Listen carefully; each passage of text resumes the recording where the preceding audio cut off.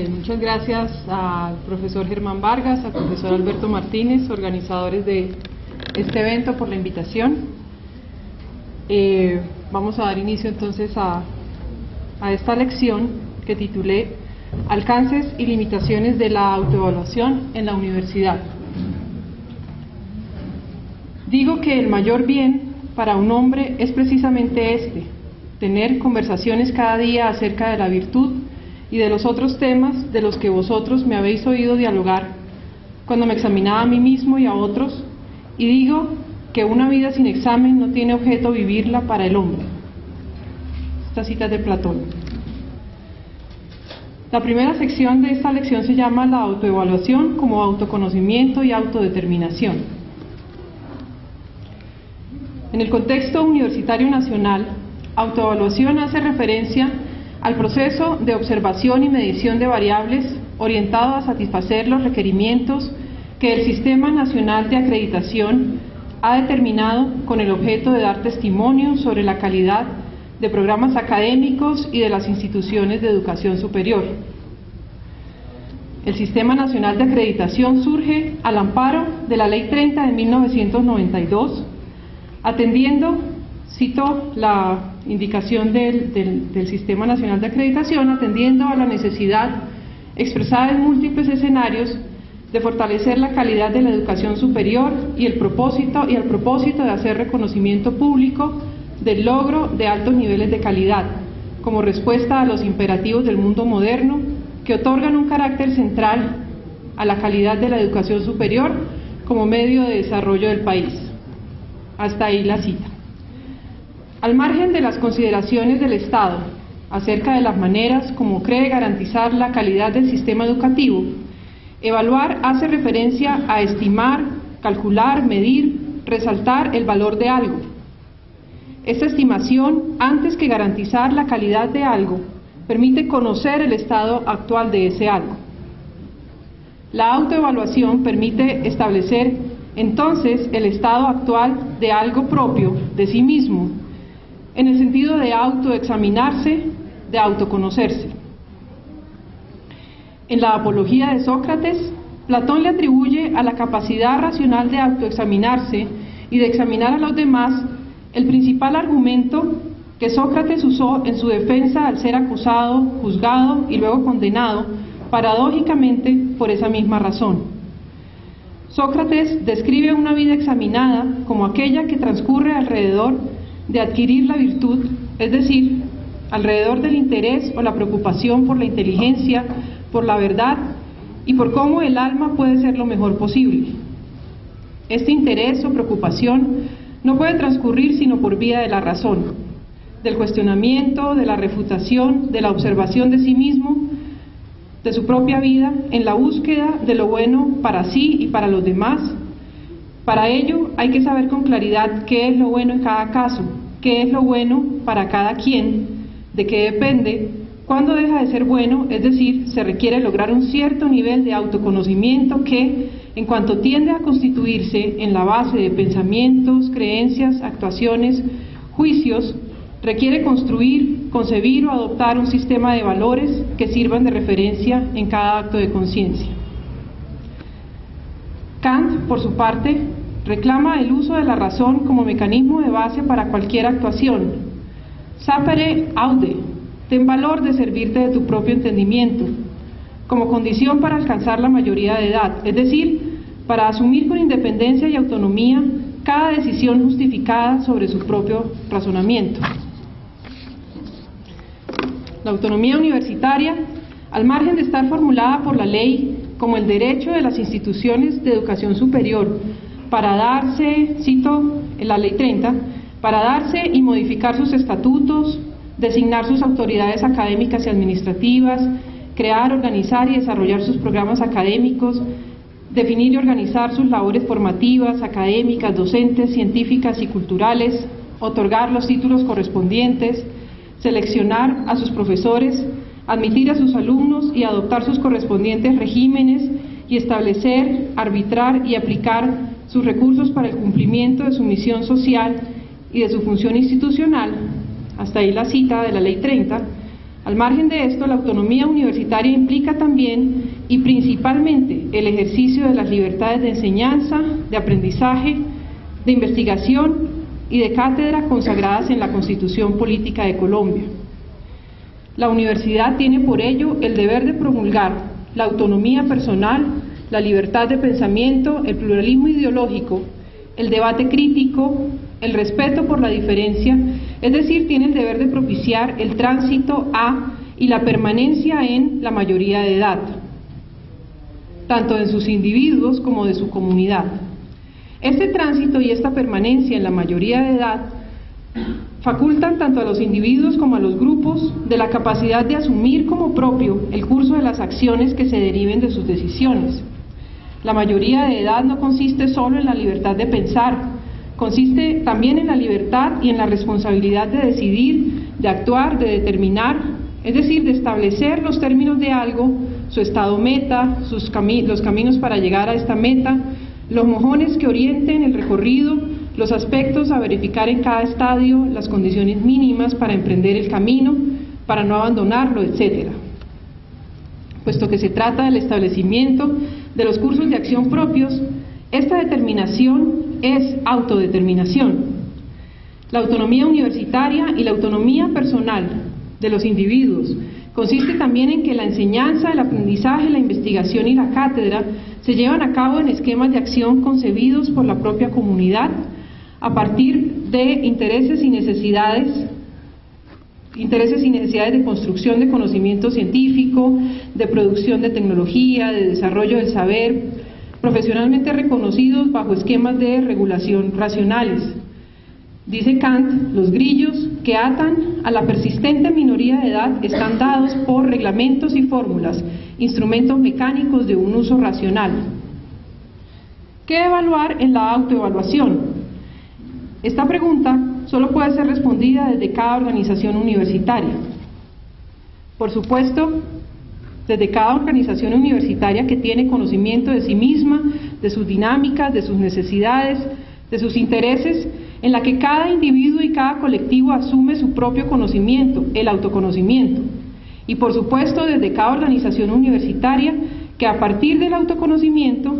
decide para dónde va, que planifica las formas de lograrlo, las posibles consecuencias, que se asume en autodeterminación. El conocimiento sobre lo que es necesario, sobre lo que conviene, debería venir primero de sí mismo y no de afuera. Establecer los términos de los cursos de acción debería venir primero del autoconocimiento. Saber qué evaluar debería ser el resultado del tanto del autoconocimiento como de la autodeterminación. Citando a Kant, dice, es tan cómodo ser menor de edad. Si tengo un libro que piensa por mí, un pastor que reemplaza mi conciencia moral, un médico que juzga acerca de mi dieta y así sucesivamente, no necesitaré del propio esfuerzo. Y hasta ahí la cita. Así, los organismos de regulación del Estado solo pueden ser eso, organismos de regulación, de observación de los modos de ser y de hacer en las organizaciones universitarias. Parecería una contradicción hacer el intento por, cito nuevamente la Ley 30, garantizar la autonomía universitaria y velar por la calidad del servicio educativo a través del ejercicio de la suprema inspección y la vigilancia de la educación superior. En la mayoría de edad de las universidades, los organismos del Estado no deberían hacer las veces del libro que piensa por ellas, del pastor que prescribe su comportamiento, del médico que determina el uso de sus recursos y lo que de ellos se produce. La universidad debería llegar a tal conocimiento de sí misma como organización que pudiera determinar por sí misma qué elementos la conforman, cómo interactúan, cómo establecen sus objetivos, cómo concibe la formación, qué le ofrece a sus estudiantes, a sus profesores, qué espera de ellos, cómo observa su impacto en la sociedad, qué entiende por calidad, etc.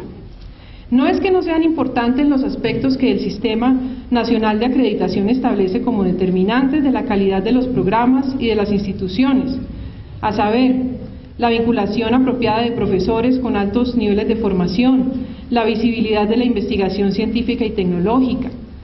la formación de personas que asuman con responsabilidad ética, social y ambiental los retos actuales de la sociedad, el diseño de ambientes educativos heterogéneos y flexibles, la vinculación de egresados que permita tanto validar el proceso formativo como aprovechar como aporte sus experiencias profesionales, la generación de sistemas de gestión transparente, eficaz y eficiente de recursos físicos y financieros, la interrelación de profesores y estudiantes en contextos internacionales,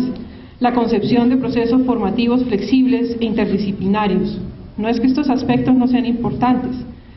No se trata de declararse en anarquía o de desestimar las directrices del Estado. Se trata de asumir frente a ellas una postura crítica. No se trata de actuar en contra del deber, sino de cumplirlo mientras se ejerce la libertad, cito a Kant, la libertad de hacer un uso público de la razón, mientras se ensancha el espíritu de una estimación racional del propio valor y de la vocación que todo hombre tiene, la de pensar por sí mismo, para evitar comportarse de modo meramente pasivo, para que mediante cierta unanimidad artificial el gobierno los dirija hacia fines públicos, o al menos para que se limite la destrucción de los mismos, como es natural. En este caso no es permitido razonar, sino que se necesita obedecer. Hasta ahí la cita de Kant. La autoevaluación no puede limitarse a ser el punto de partida de un proceso determinado por el Estado, que busca legitimar las dinámicas de la universidad que ya han sido de antemano objeto de legitimación en sus entornos naturales, entornos como en las comunidades científicas y académicas, que se manifiestan en eventos, en intercambios académicos y en publicaciones especializadas, como en el impacto que tienen las investigaciones científicas y tecnológicas en la resolución de problemas en la sociedad, como en el desempeño ético y profesional de sus egresados, como forma de realización individual y colectiva de los miembros de la comunidad, el reconocimiento público del logro de altos niveles de calidad en la educación superior por parte del Estado, resulta ser un aspecto complementario a la razón de ser de la universidad. La autoevaluación debería ser un proceso necesario y permanente concebido desde cada organización que se considera en mayoría de edad. Un proceso que se soporta en el autoconocimiento de los individuos y de la organización, que se expresa sistemáticamente en una estructura de valores y que sirve de base a su vez para la autodeterminación de acciones, de aspectos por mejorar, de retos por abordar. Hasta ahí la primera sección. La segunda se llama la autoevaluación hoy. El estado actual de los procesos de autoevaluación en las organizaciones universitarias en el mundo está mayoritariamente orientado a satisfacer criterios que certifiquen sus procesos y sus productos como de alta calidad, de una parte, y de otra está orientada a garantizar un desarrollo sostenible. UNESCO establece que apuntar al desarrollo sostenible implica que las organizaciones universitarias preparen a los futuros profesionales para enfrentarse a una sociedad para la cual el saber es un componente cada vez más esencial del desarrollo cultural, socioeconómico y ecológico. Dice la UNESCO, la enseñanza superior se ve confrontada a grandes desafíos y debe transformarse y renovarse como nunca de forma más radical, de manera que nuestra sociedad, que sufre en nuestra época una grave crisis de valores, pueda trascender las consideraciones puramente económicas e incorporar dimensiones más profundas de moral y espiritualidad. Así, según la UNESCO, las universidades están llamadas a preparar graduados de alto nivel y a ciudadanos responsables capaces de cubrir las necesidades de todos los sectores de la actividad humana. Las universidades, según UNESCO, ofrecen oportunidades superiores de aprendizaje y de capacitación a lo largo de toda su vida, crean, hacen avanzar y difunden el conocimiento mediante la investigación y como parte de los servicios que brindan a la comunidad, facilitan competencias pertinentes para ayudar al desarrollo cultural, social y económico. Contribuyen a la comprensión, la interpretación, la conservación, el realce, la promoción y la difusión de las culturas nacionales, regionales, mundiales e históricas, en un contexto de pluralismo y diversidad cultural. Ayudan a proteger y realzar los valores sociales al instruir a los jóvenes en los principios que forman el cimiento de la ciudadanía democrática y contribuyen al desarrollo y la mejora de la educación en todos los niveles, entre otros medios, gracias a la formación de docentes. Hasta ahí la cita de UNESCO. El chileno José Joaquín Brunner, en la investigación que tituló La Universidad Latinoamericana entre la tradición y el cambio, de 2011, destaca que las universidades públicas no se están adaptando con rapidez a las variaciones del mercado, al capitalismo, a los efectos de la globalización y en general a las transformaciones del entorno, de un entorno que les resulta hostil. Adicionalmente expone que las universidades perciben como una contradicción que mientras las políticas de gobierno y los acuerdos internacionales señalan a la educación superior como sector estratégico de la economía de los países que impacta directamente en su desarrollo, ellas experimentan malestar, inconformismo e insatisfacción con tales políticas. Según Brunner, las universidades se han constituido en un sector estratégico de la economía mundial por las siguientes características: por el incremento de la demanda de cupos para programas de posgrado que propicia a su vez un aumento en la calidad y diversidad de las investigaciones, lo que conlleva a agrupar las temáticas de investigación en líneas estratégicas para las cuales se establecen prioridades para la asignación de recursos. Por la formación de capital humano que se inserta en el mercado laboral, en el sistema económico, lo cual genera competencia entre profesionales, entre universidades y entre empresas. Por el auge de la profesión académica, a partir de la cual los profesores e investigadores viven de la universidad al tiempo que producen el conocimiento con el que ella, la universidad, logra su visibilidad. Porque la inversión del Estado está determinada por las necesidades que él mismo detecta en el entorno, necesidades de producción de conocimiento y de resolución de problemas. Y porque la inversión del Estado está determinada principalmente por la satisfacción de criterios establecidos por los sistemas de acreditación estatales, nacionales e internacionales, por estándares de desempeño, por la aprobación de controles y evaluaciones sobre su funcionamiento, por el cumplimiento de metas, por sus productos, por el manejo de recursos, por el impacto social, etc. Para el caso colombiano, el Sistema Nacional de Acreditación formula para el proceso de acreditación de programas los siguientes objetivos, y voy a leerlos literalmente. Ser un mecanismo para que las instituciones de educación superior rindan cuentas ante la sociedad y el Estado sobre el servicio educativo que prestan. Ser un instrumento mediante el cual el Estado da fe pública de la calidad de los programas de educación superior. Fomentar procesos de autoevaluación y mejoramiento continuo hacia el logro de altos niveles de calidad en la educación superior. Estimular el mejoramiento de la calidad de la educación superior. Propiciar la idoneidad y la solidez de programas académicos de educación superior, ser un incentivo para los académicos en la medida en que permita la credibilidad de su trabajo y propicie el reconocimiento de sus relaciones, favorecer la movilidad y reconocimiento nacional e internacional de estudiantes y profesores, ser reconocido por organismos internacionales, instituciones de educación superior del exterior y sistemas externos de aseguramiento de la calidad, favorecer la construcción y consolidación de comunidades académicas y científicas, fortalecer las funciones sustantivas en atención a los enunciados misionales e institucionales y al contexto en el cual se insertan. Y hasta ahí los objetivos que formula el CNA.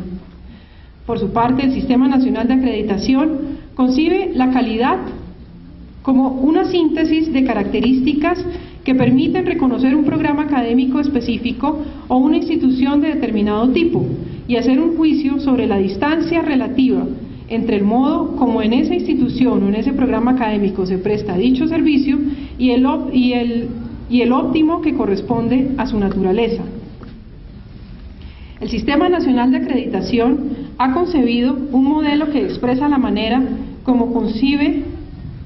la calidad de los programas y de las instituciones, en el que interactúan un conjunto de factores y cito nuevamente el CNA, y la manera como en la configuración de esos factores pesan los recursos institucionales, los procesos internos y los resultados de la gestión académica. Hasta ahí la cita. Para estos factores, y con el fin de aproximarse, nuevamente cito, aproximarse a ese óptimo, se ha definido un conjunto de características generales a partir de las cuales se emiten los juicios sobre la calidad de instituciones y programas académicos, pero la determinación más específica y el peso relativo de esas características estarán condicionados a la naturaleza de la institución y a la del programa académico en cuestión. Hasta ahí la cita. Así, el Sistema Nacional de Acreditación sitúa la calidad de los programas y de las instituciones en el grado de cumplimiento de los proyectos educativos,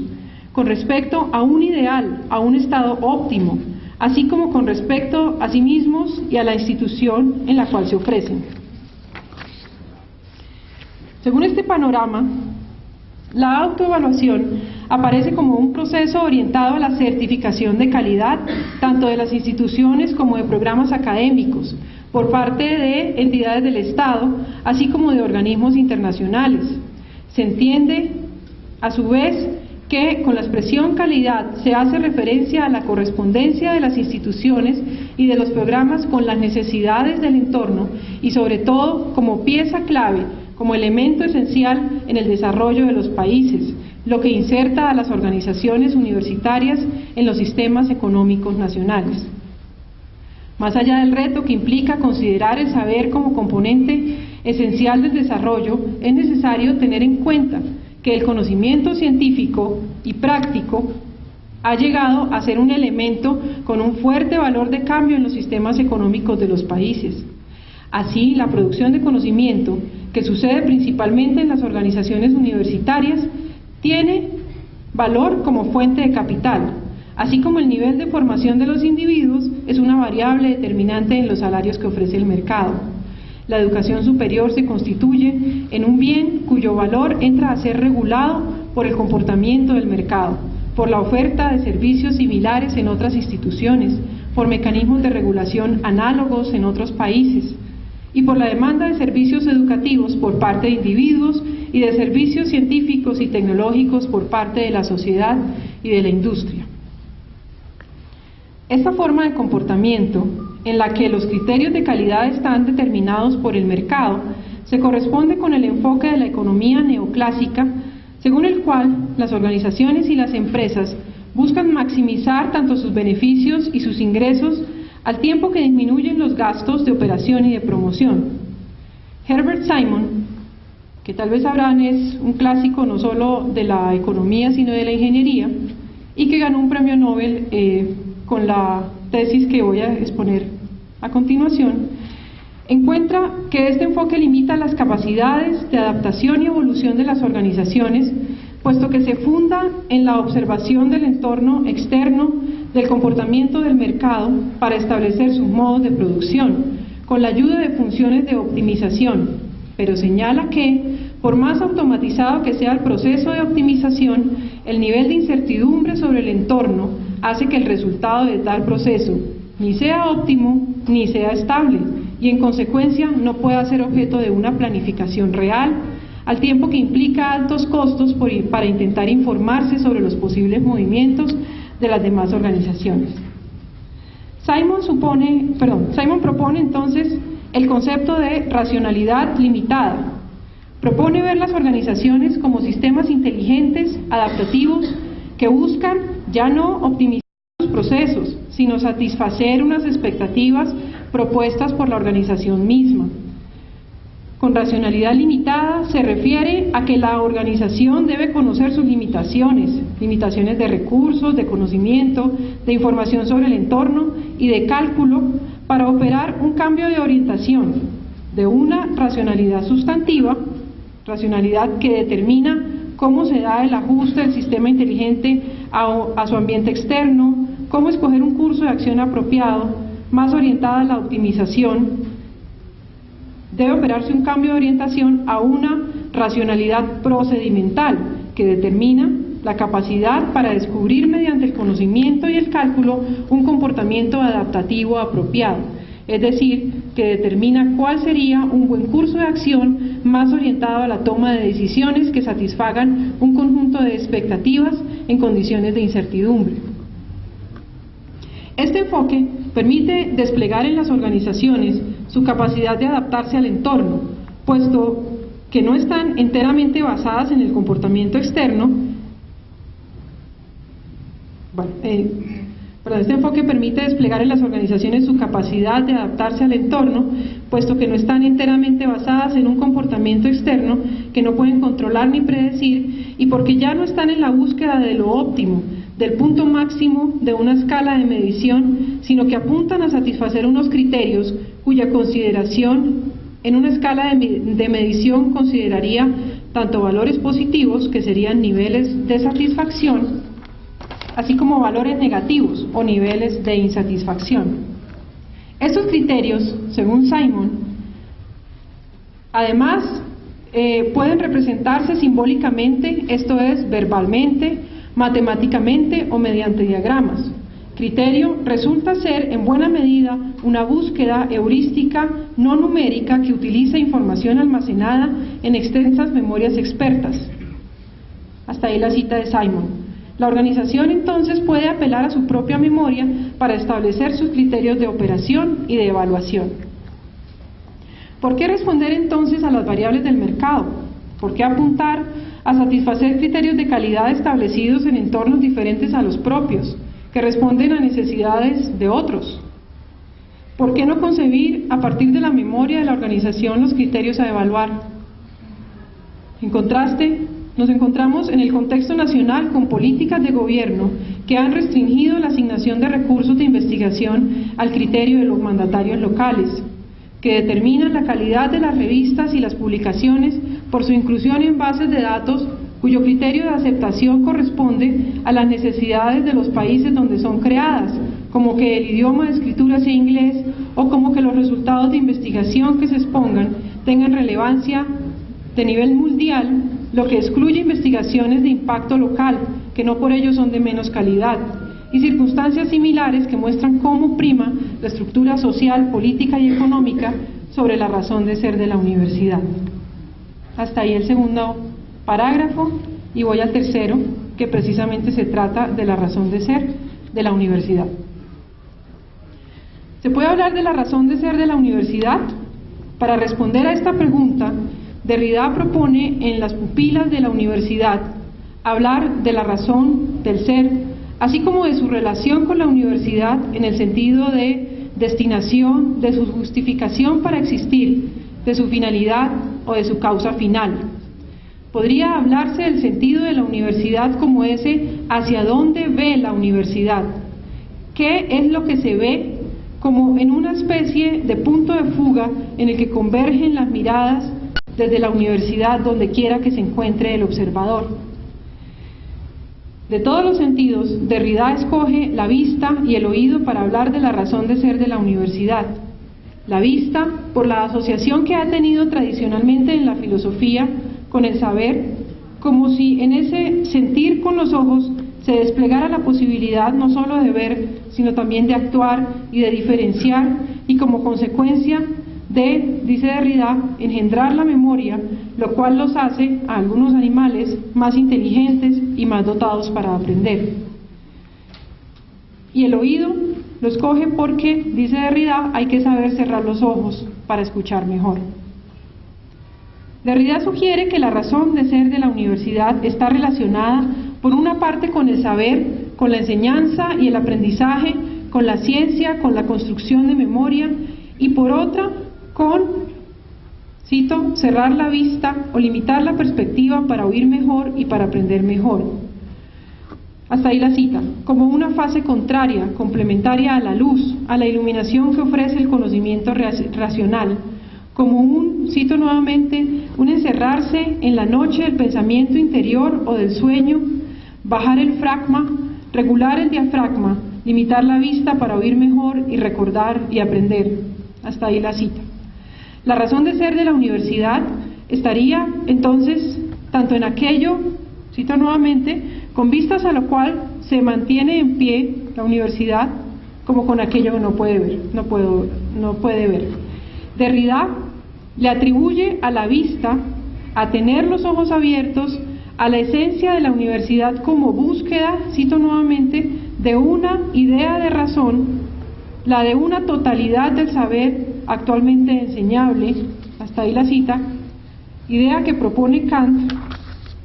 en el conflicto de las facultades. Asimismo, con mantener los ojos cerrados hace referencia a estar suspendido o enfrentado al abismo de lo sublime, a aquello que no corresponde a la razón.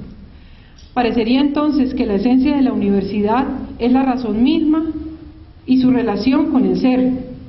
De ella es necesario considerar entonces el principio de razón, según el cual nada es sin razón o ningún efecto sin causa, o según el cual de toda verdad o proposición verdadera puede rendirse razón. Estas formulaciones llevan a considerar la razón o bien como una facultad racional o bien como una facultad de principios que implica un imperativo moral, una responsabilidad, la responsabilidad de responder a un cierto llamado o exigencia o pretensión. Aun cuando la razón está relacionada con la luz, con la vista, ese llamado a rendir razón, a explicar racionalmente, dice Derrida, no se ve, ha de oírse y escucharse. Por otra parte, rendir razón significa, nuevamente cito, fundar, justificar, rendir cuenta por medio del principio, o arjé, o de la raíz, o risa. Rendir cuenta de algo como exigencia científica y técnica. Por otra parte, parecería que no es posible responder por el principio, por el origen del principio de razón apelando a él mismo. Parece ser imposible apelar al principio de razón como fundamento para fundamentarse él mismo. Es allí donde se configura el abismo, un círculo que consiste, dice Derrida, en rendir razón del principio de razón, en recurrir a él para hacerle hablar de sí mismo en el momento en que, como señala Heidegger, el principio de razón no dice nada de la razón misma. Sobre el principio de razón, Derrida formula dos características. La primera, a partir de la modernidad, este principio se expresa, dice Derrida, como objeto presente en calidad de representación, ante un sujeto, hasta ahí era la cita, ante un sujeto que a su vez tiene certeza como yo cognoscente de su propia existencia y de la cosa representada. Así, el saber supera la teoría, toma un carácter técnico como tecnociencia y se hace visible como representación al tiempo que mantiene oculto y disimulado su propio fundamento. La segunda característica es la Stiftung o fundación de la universidad. Dice Derrida que está construida a la vez sobre el principio de razón y sobre lo que queda en él disimulado. Pero este principio de razón, dice también Derrida, no es pensado, interrogado, cuestionado respecto de su procedencia. Y aún así la universidad se desarrolla sobre este fundamento invisible, sobre este abismo. A partir de estas dos características, Derrida describe dos formas de investigación en la universidad. Por una parte, la investigación finalizada o aplicada, que es dice Derrida, que es una investigación autoritariamente programada, orientada, organizada con vistas a su utilización, ya se trate de técnica, de economía, de medicina, de psicosociología o de poder militar. Hasta ahí la cita. Es una investigación de naturaleza práctica y tecnológica. Por otra parte, la investigación fundamental o desinteresada, cuyo fin no es utilitario ni está motivada por el poder estatal. Su preocupación gira en torno, dice Derrida, al conocimiento de la verdad, al ejercicio desinteresado de la razón, bajo la sola autoridad del principio de razón. Hasta ahí la cita. Esta investigación es de naturaleza conceptual y teórica. Sin embargo, a pesar de esta caracterización, hoy en día ya no es tan claro dónde se establece el límite entre una forma de investigación y otra, debido al enfoque interdisciplinar y tecnológico del conocimiento y debido además a la regulación de recursos por parte del Estado. Estas investigaciones de carácter tecnológico tienen cada vez más una orientación a las teorías de la información. las teorías de la información como integradoras de, dice Derrida, de lo fundamental a lo finalizado, de lo racional puro a lo técnico. Hasta ahí la cita. A través de estas teorías se busca la automatización de estructuras semánticas y lingüísticas, de la hermenéutica, de la retórica, y como un paso más adelante se busca la formalización y automatización de teorías psicológicas, psicoanalíticas, sociológicas, antropológicas, que sirvan como herramientas, dice Derrida, para la guerra, como interés principal de los gobiernos. De manera que la investigación tecnológica termina valiéndose de la investigación teórica para fines puramente prácticos, lo que determina la asignación de recursos estatales para investigación y, en consecuencia, la pérdida de la autonomía y la libertad de investigación.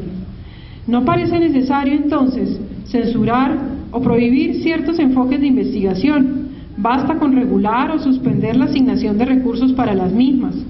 Sugiere entonces Derrida que en estas circunstancias se usa la evaluación como mecanismo de censura por parte de las agencias externas a la universidad.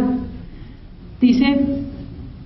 la irrecibilidad de un discurso, la no habilitación de una investigación, la ilegitimidad de una enseñanza son declaradas tales por medio de actos de evaluación, cuyo estudio me parece una de las tareas indispensables para el ejercicio y la dignidad de una responsabilidad académica. En la universidad misma, poderes aparentemente extrauniversitarios, como editoriales, fundaciones, medios de comunicación, intervienen de forma cada vez más decisiva. Hasta ahí la cita.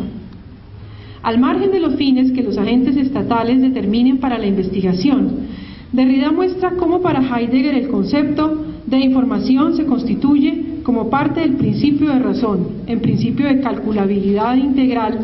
que, dice Derrida, debe informar al hombre acerca de aquello que corresponde a sus necesidades.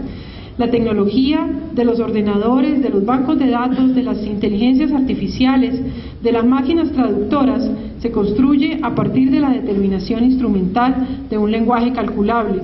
La información no informa solo proporcionando un contenido informativo, sino que da forma,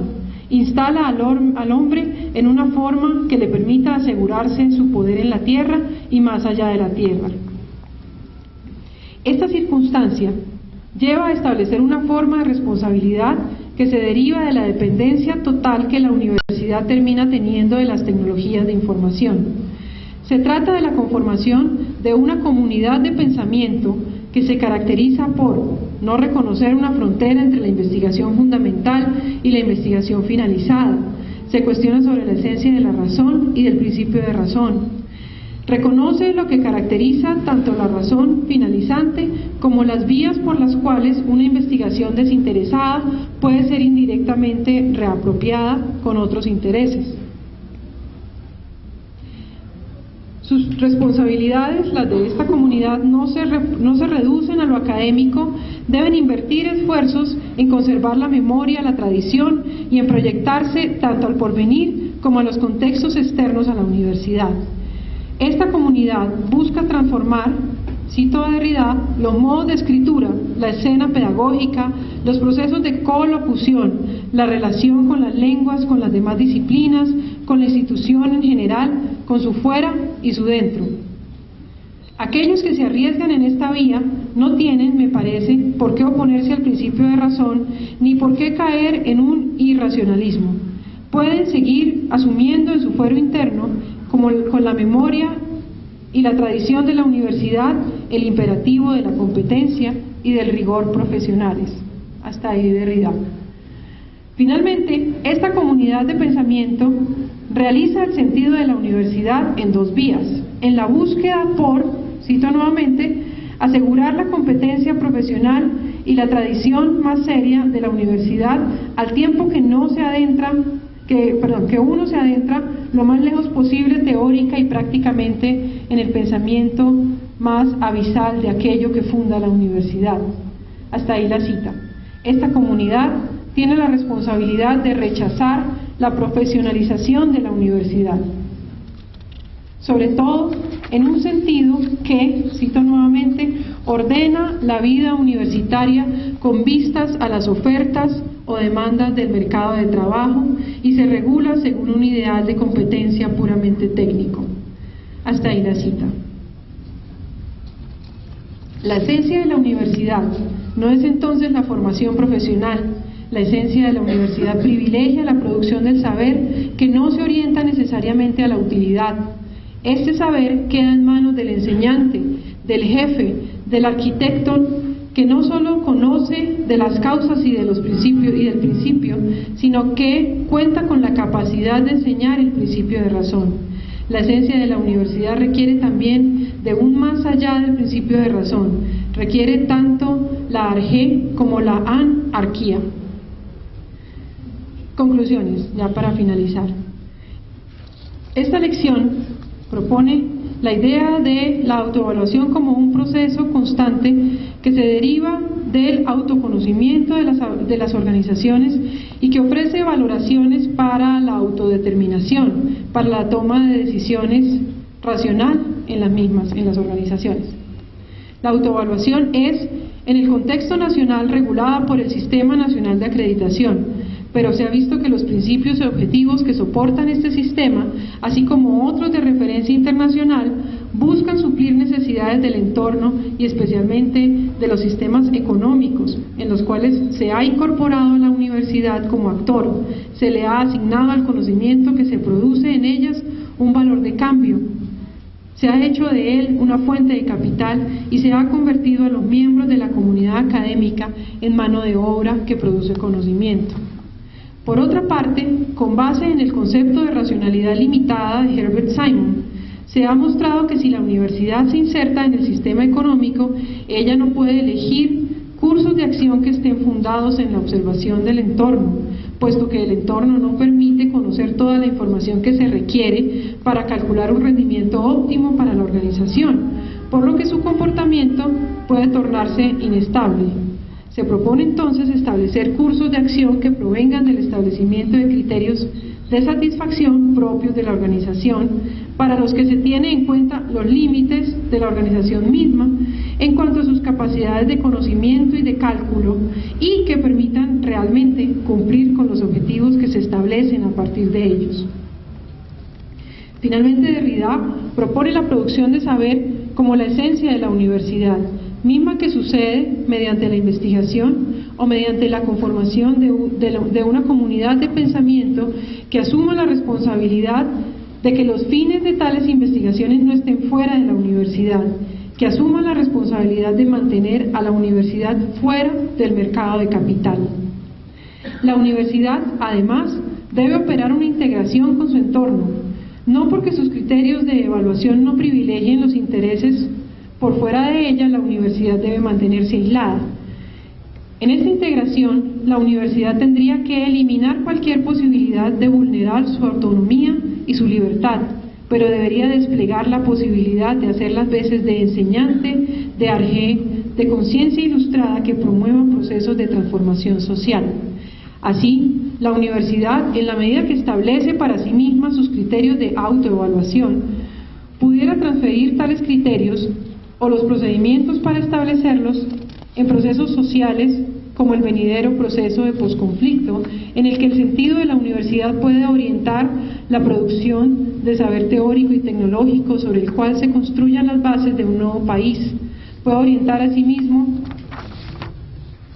la conservación de la memoria del proceso, la concepción de sistemas de autoevaluación de cada nuevo proceso en esta nueva circunstancia. La tesis que sostengo, en síntesis, es que la universidad, como personalidad de orden superior, según la expresión de Edmund Husserl, halla su sentido si funda su ser y su quehacer en el autoconocimiento, que para ver sistemática y críticamente la universidad, tanto en su historia pasada como por venir, así como en su presente, en su interior como en sus relaciones con el exterior, exige autoevaluación. Que la autoevaluación, es una expresión de autonomía y de autorresponsabilidad, pero que estas dos, autonomía y autorresponsabilidad, no se operan por la presión de agentes o de agencias externas, sino por la autoexigencia de hacerse responsable de su sentido y de sus posibilidades. Muchas gracias.